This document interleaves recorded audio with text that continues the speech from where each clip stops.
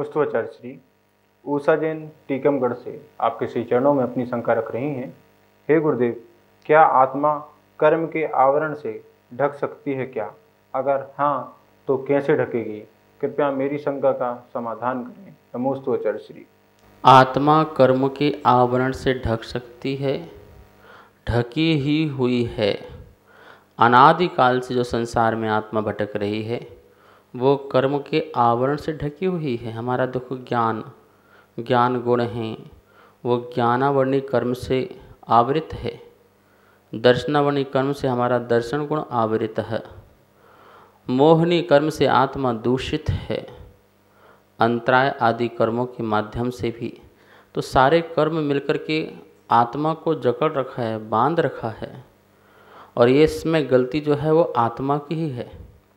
आत्मा अपना अमूर्तित स्वभाव से च्युत हुआ और अपने ज्ञान दर्शन के स्वभाव से च्युत हुआ। क्या पहले च्युत नहीं था? नहीं, अनादि से च्युत है। ऐसा मत समझना कि पहले शुद्ध था बाद में अशुद्ध हुआ है। अनादि से अशुद्ध दशा चल रही है इस जीव की और कर्म अपना असर दिखा रहा है। हाँ, ये हो सकता है कि कर्म छूट सकते हैं यदि आत्मा अपने स्वभाव को जागृत कर ले। अपने स्वभाव को आत्मा जैसे ही जागृत करती है, कर्मों का अभाव न होने लगता है और आत्मा सदा सदा के लिए फिर शुद्ध हो जाया करती है। तो आत्मा और कर्म का संबंध जो है वो अनादि से है और आवरण होने का कारण सिर्फ और सिर्फ यही है कि योग और उपयोग। आत्मा का जो योग है उसकी अशुद्ध दशा और उपयोग जो है उसकी अशुद्ध दशा। योग के माध्यम से आश्रय हुआ और उपयोग के माध्यम से मतलब कषायों के माध्यम से आत्मा में वह कर्म का बंध हुआ। तो ये आश्रय और बंध, काय वांग मनः कर्म योगः, ये योग का परिस्पंदन होता है तो बाह्य में जो मन वचन काय है उससे आश्रय होता है और उसमें वस्तुओं के प्रति जो हमारे मिथ्यापन है या राग द्वेष मोह परिणाम हैं, उन परिणामों से वह कर्म में बंध पड़ जाता है स्थिति और अनुभाग का। तो इस प्रकार से अपन देखें कि अपने ही परिणामों से और अपने ही हलन चलन आदि क्रियाओं से जो है कर्मों का आश्रय बंद होता है और आत्मा आवृत हो जाती है। ठीक है ना। नमोस्तु आचार्य श्री। राकेश कुमार जैन ललितपुर से आपके श्री चरणों में अपनी शंका रख रहे हैं। हे गुरुदेव, अविरति क्या होती है? शास्त्रों में बहुत बार आती है लेकिन इसका अर्थ समझ में नहीं आ रहा है। कृपया मेरे को समझाने की कृपा करें। नमोस्तु आचार्य श्री। 5 प्रकार के पाप होते हैं: हिंसा, झूठ, चोरी, कुशील और परिग्रह। ये 5 प्रकार के पाप जो व्यक्ति करता है मन वचन काय से, कृत कारित अनुमोदना से, और इनका प्रमाद के द्वारा जो भी भाव हमारा दोषपूर्ण होता है वो सब अविरति कहलाती है। अविरत, विरत मतलब होता है त्याग और आ मतलब नहीं। जहाँ त्याग नहीं है, जहाँ हिंसा, झूठ, चोरी, कुशील, परिग्रह का त्याग नहीं है वो अविरत कहलाता है। और अविरत मतलब हो गया असंयम। जहाँ संयम नहीं है, जहाँ कंट्रोल नहीं है, 5 इंद्रिय के विषयों में कंट्रोल नहीं है, जहाँ पर हम त्रस जीव और स्थावर जीव की हिंसा का त्याग नहीं कर पाए हैं, तो इस प्रकार से वह जो परिस्थिति आपकी है, प्रमादचर्या जो है, इसके कारण पाप उत्पन्न होता है। ठीक है। तो अविरत मतलब हो गया अविरत, विरत का त्याग मतलब जो त्याग नहीं है आपका, आपका नियम नहीं है, आपके व्रत नहीं है, उसके समय जो जीव की स्थिति होती है वो अविरत कहलाती है, उसे अविरति कहते हैं। चौथे गुण स्थान का नाम ही है अविरत सम्यक दृष्टि।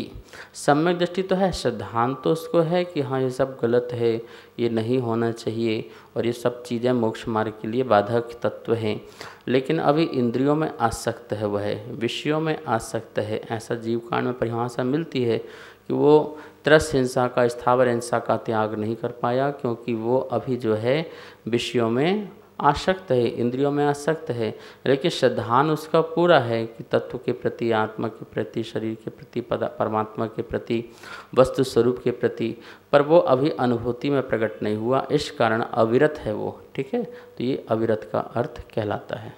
नमोस्तु आचार्य श्री। अतीसा जैन मानसरोवर से आपके श्री चरणों में अपनी शंका रख रही हैं। हे गुरुदेव, पुद्गल परिणमन कारक कारण है या फिर ज्ञापक कारण है? कृपया मेरी शंका का समाधान करें। नमोस्तु आचार्य श्री। पुद्गल का जो परिणमन है वो अपने ही निज में होता है। पहली बात, उसके परिणमन में कालद्रव्य सहायक होता है और वो जीव के लिए कारक कारण व्यवहार से बनता है।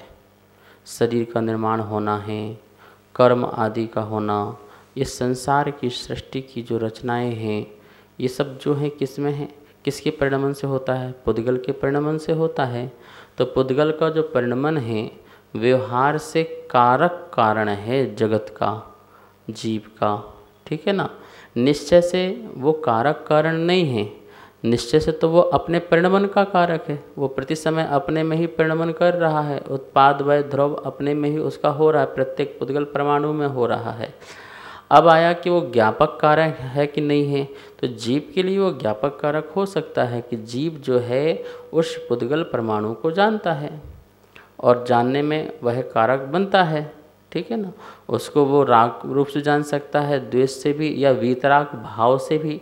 तो वीतराग भाव से केवल ज्ञानी भी जगत में जितने भी परमाणु हैं, जितने भी पुद्गल हैं, उनको जानते हैं, तो ज्ञापक कारक है। ज्ञेय है ना, तो ज्ञेय पदार्थ जो है ज्ञान का विषय बनता है। जितने भी ज्ञान हैं किसी जीव के पास, वो ज्ञान में ज्ञेय कारण बनता है। और जो छद्मस्त जो जीव लोग हैं अपने पांचों इंद्रियों से क्या जानते हैं? पुद्गल को ही तो जानते हैं। ठीक है, तो ये पुद्गल निमित्त कारक बनता है और आत्मा हमारी ज्ञापक होती है, जानने वाली होती है। इसलिए कह सकते हैं पुद्गल भी ज्ञापक कारक है। सभी को सादर जय जिनेंद्र।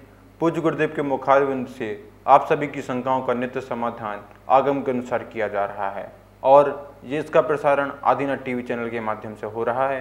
अगर आपके मन में किसी भी प्रकार की कोई भी शंका है तो आप हमें नीचे दिए गए नंबर पर बेझिझक भेज सकते हैं और आपकी शंका का समाधान पूज्य गुरुदेव के मुखारविंद से आदिनाथ टीवी चैनल के माध्यम से किया जाएगा। तो आप हमें अपनी शंकाएं भेजें और पूज्य गुरुदेव के मुखारविंद से अपना समाधान पाएं और अपनी शंका का समाधान करें। जय जिनेंद्र। इस कार्यक्रम के पुण्यार्चक थे